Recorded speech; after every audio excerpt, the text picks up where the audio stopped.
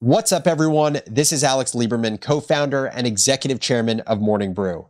Welcome back to Founders Journal, my personal audio diary, where I give you, the business builder, the tools you need to think better in order to build better, whether that's building a business, a team, or a new product. Today, I am reciting a letter I wrote to myself to kick off 2022. Let's hop into it. So I decided to try something out. It's something that a number of my friends do, and my hope is that it will act as a great center of gravity for the new year. Something that I can revisit periodically to make sure I'm staying on track. So what I did is I wrote a letter to myself. And the goal of this letter is to focus on what's important, talk about what I want to see happen this year, and provide tangible goals that hold me accountable where possible. So, without further ado, let's hop into the letter. Dear Alex, I gotta say, this is the first time you've written about or spoken to yourself in the third person. It is weird, but it's worth feeling a bit strange, a bit ridiculous, if it means setting yourself up for an abundant 2022. The goal of this letter is simple. Bring intention and aspiration to the 5 pillars of your life. 1, family. 2, health. 3, wealth. 4, work. And 5, play. Let's go through each one. Family. When it comes to family, you have a few big goals. First, you want to make a more concerted effort to spend time with your grandparents. They serve such important roles in your life. The wisdom from so many years lived, the unconditional love they provide, and valuable perspective they offer. You have learned firsthand the fragility of time and life, and you understand the importance of savoring every moment you have with the elders in your life. Second, have fewer but more meaningful conversations with your mom and sister. We bias to breadth of conversation because that's what feels like closeness to a loved one, but depth matters way more.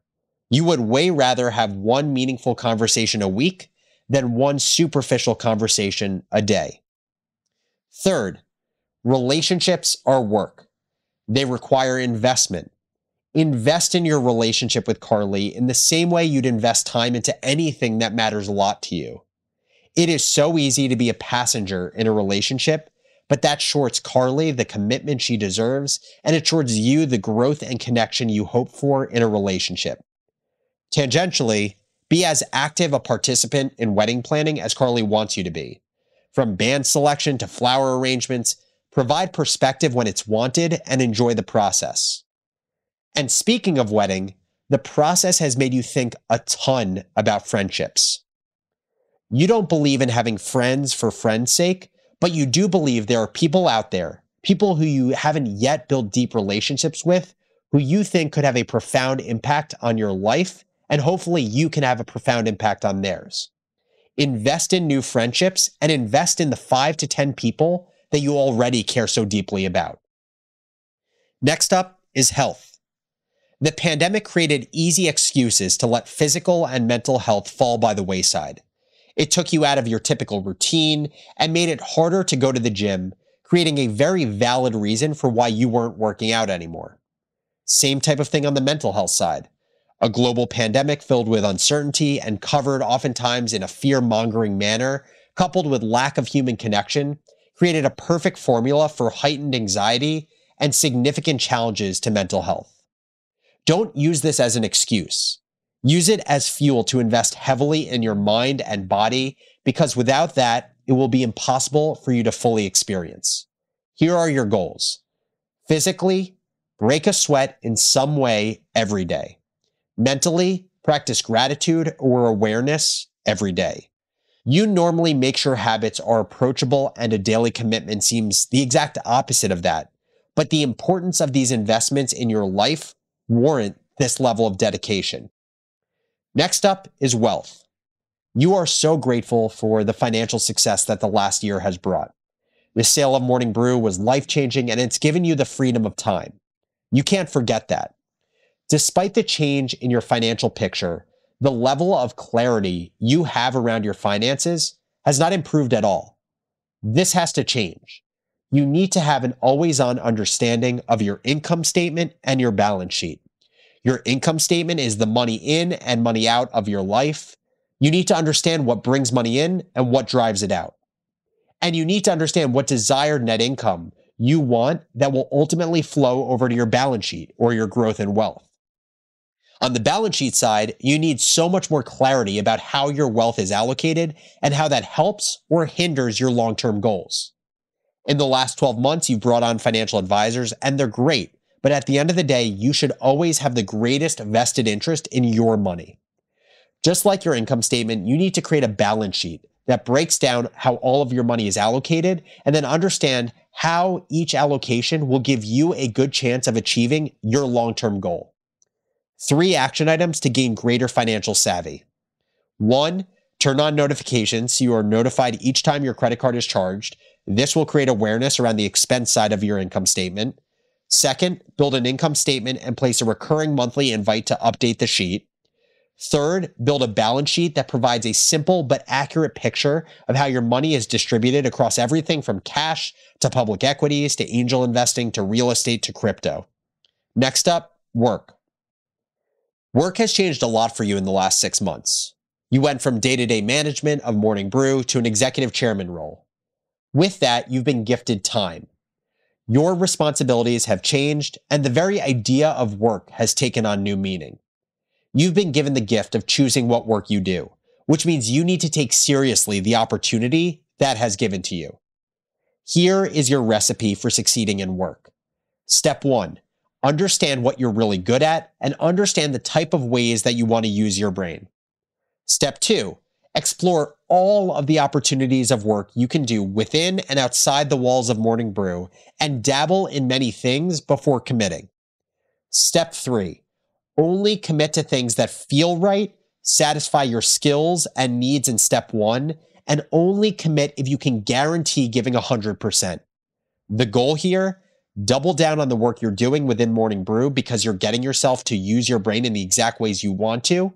You're getting to think creatively every single day. You're getting to think critically about the future of media. You're getting to make new connections and learn from really smart people. And you're getting to think about the biggest strategic questions with your co-founder and the CEO of the business. Bring that same process to other areas of work so you can feel the same satisfaction in what you do. And finally, there's play. Just as there was more time created for new forms of work, there was more time created for play since moving into the executive chairman role. And what's so amazing is that you have the opportunity for work to be play and play to be work. You have that privilege, and it is something to be so grateful for. The hardest decision you will make around play is how to prioritize it. You have many interests, and you're endlessly curious. Curiosity is beautiful, but it also makes choice that much more difficult. But choice is something you must face if you are to commit to committing 100% to all that you do. What feels like play to you? Learning new things feels like play. Making new connections and hearing people's stories feels like play. Golf and skiing feel like play. Travel feels like play. Combine your work opportunities with your play opportunities and make the necessary choices so you can commit fully.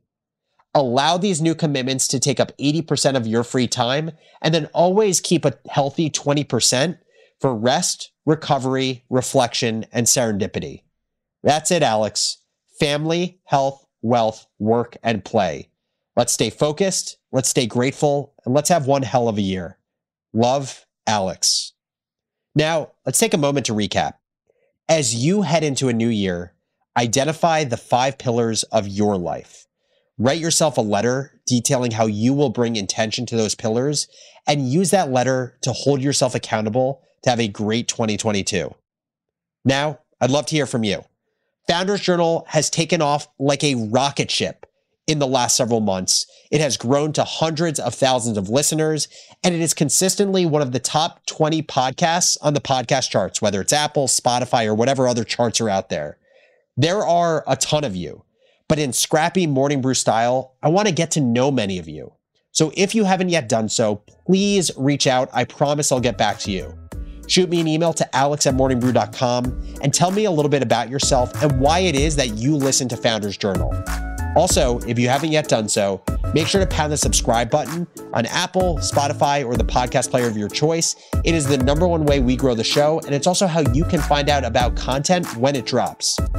As always, thank you so much for listening, and I'll catch you next episode.